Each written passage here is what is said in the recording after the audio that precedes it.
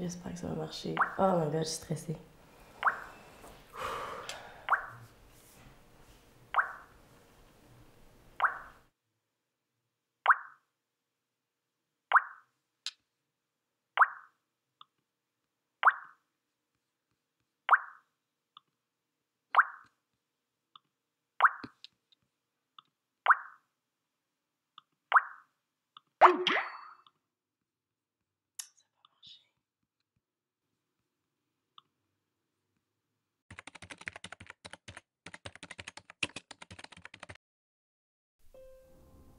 J'ai été adoptée le 10 mai 1999.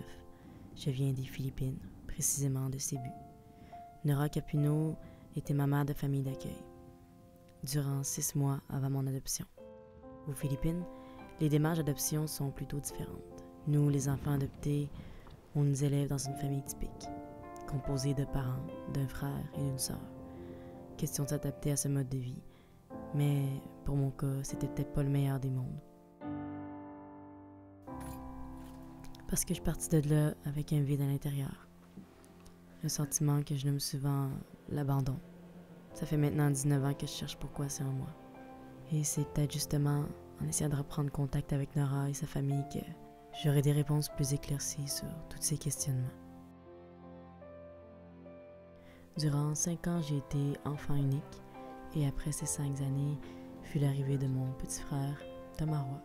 Je pourrais dire aussi que l'arrivée de Thomas fut un des plus beaux moments de ma vie. On n'aurait jamais pu tomber sur une aussi belle famille. C'est pas une petite fille qui s'ouvrait là, à tout le monde, là, comparé à son frère, parce que son frère aussi était adopté, là. Mais elle était vraiment là, craintive, puis elle nous craignait beaucoup. Avant qu'on aille l'adopter officiellement, elle était 6 mois en famille d'accueil. Donc, la maman de la famille d'accueil s'appelle Nora. On est encore en lien, en communication avec elle. Et Anne-Sophie communique encore, elle communique avec elle depuis peu. Fait que là, j'imaginais Anne-Sophie de nous voir tellement différents. Dans ses yeux, on voyait sa peur. Ce qui a aidé Anne-Sophie, c'est... Son père avait les cheveux noirs, donc Anne-Sophie, elle s'est rapprochée beaucoup de son père rapidement. Fait que ça me réconciliait avec l'effet de ne pas trop lui faire peur dans toute cette démarche-là. Elle avait déjà établi un lien d'attachement avec Nora. Puis là, nous, on venait l'enlever. Ben, j'avais cette impression-là qu'on venait l'enlever de son milieu. On ne peut pas comparer un enfant adopté que tout va bien se passer versus un enfant qui est né d'une famille. Ici, mettons, au Québec, je donne toujours un enfant standard que j'appelle. Les enfants adoptés, ils arrivent avec des options. Nos enfants, ils arrivent avec des options parce qu'ils ont un petit vécu. Ils ont un vécu qu'on ne connaît pas souvent.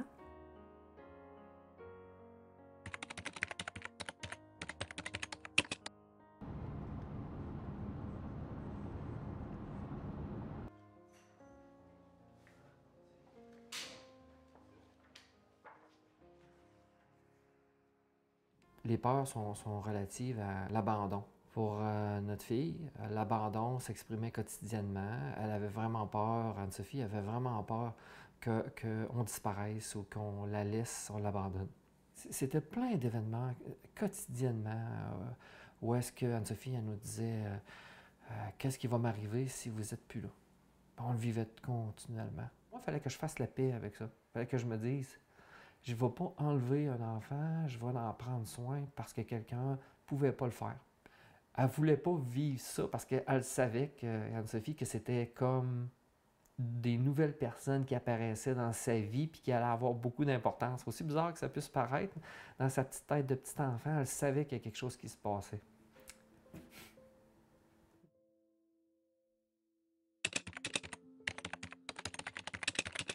Aujourd'hui, j'ai la chance de rencontrer Fabienne Gagnon, qui était ma psychologue durant 5 années. C'est elle qui m'a suivie après mon arrivée des Philippines et qui a aussi suivi mes parents pour certaines démarches. Alors, durant ma rencontre, j'espère en savoir plus. Ça va me voir, ok, ça va Moi, j'ai travaillé beaucoup avec tes parents, dans le fond, d'arriver à tolérer tes crises, puis à avoir un discours pour t'aider à passer à travers. C'est sûr que s'il y a un trauma qui est vécu puis qui est préverbal, parce que tu n'as pas les mots encore à cet âge-là pour décrire ce qui se passe. Alors, j'essayais beaucoup que tes parents intègrent ce discours-là de, dans le fond, je pars, mais je reviens. Et c'est là qu'on devient plus sécure aussi, hein, c'est quand on se rend compte que les gens peuvent partir, mais vont revenir. Hein? On m'a toujours appris que les gens reviennent lorsqu'ils partent, mais avec le temps, j'ai compris que c'était pas toujours le cas. J'ai juste fini par accepter que certains départs sont dus pour une raison. Donc là, on s'en va en direction de la traverse de Lévis pour aller rencontrer des gens que j'ai convoqués, des personnes de mon âge, de tout âge en fait. On sera pas beaucoup, mais c'est des personnes qui ont été adoptées aussi comme moi et ça va me donner la chance de voir eux un peu leur vécu. Allô, ça va bien? Oh, excuse-moi, moi c'est Anne-Sophie. Allô, moi c'est Anne-Sophie, toi t'es la sœur de... Ouais, c'est Sophie Ménière.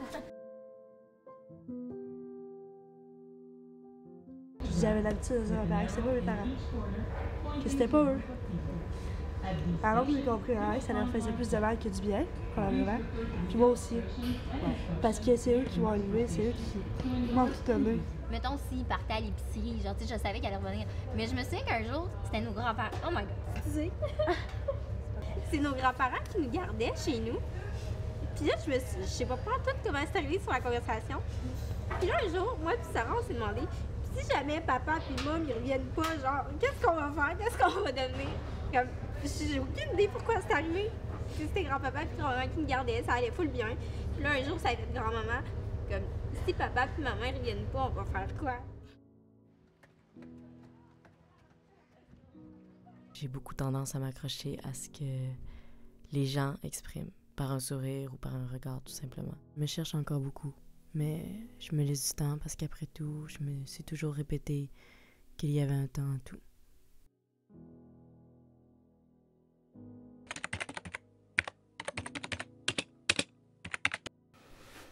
Ça faisait maintenant 18 ans, presque et demi, que j'avais pas eu contact avec Nora et son fils, ceux qui se sont occupés de moi aux Philippines avant mon adoption.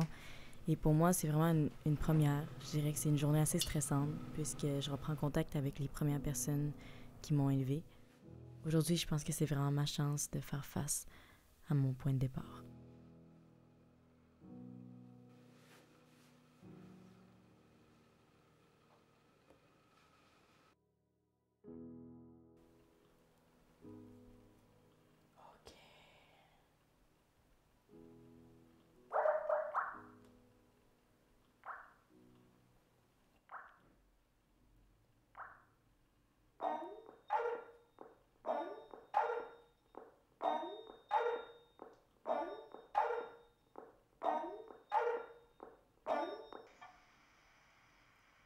Is it working? Hey, Sophie. Hey! Hey! Hey, morning. Morning, how are you? Can you hear me? Yes, I can hear you. Oh, wow. Wow. Hey. And when you were taken away, or when your adoptive parents took you, I think mom is the one who really felt that separation anxiety. We felt that happened. I mean, it's happy, but it's sad. Yeah. Because you're with us, but we're happy in a way because we know that you will be at a better. You will have a better family. You will be in a family who will take care of you. Hello, Hi, Nora, how are you? Wow. How are you? I'm fine. fine. Yes, I'm pretty fine. Okay. Wow, you're looking fine. Yes. Oh, she's here, she's here. Hi. Hello. Hi. Morning. This is you, and this is Nora. That's just- Oh, Nice to meet you, Nora. How are you? Here's my mom. Oh, Yes. how are you, Nora? How are you? How are you? Fine. Fine. How about you?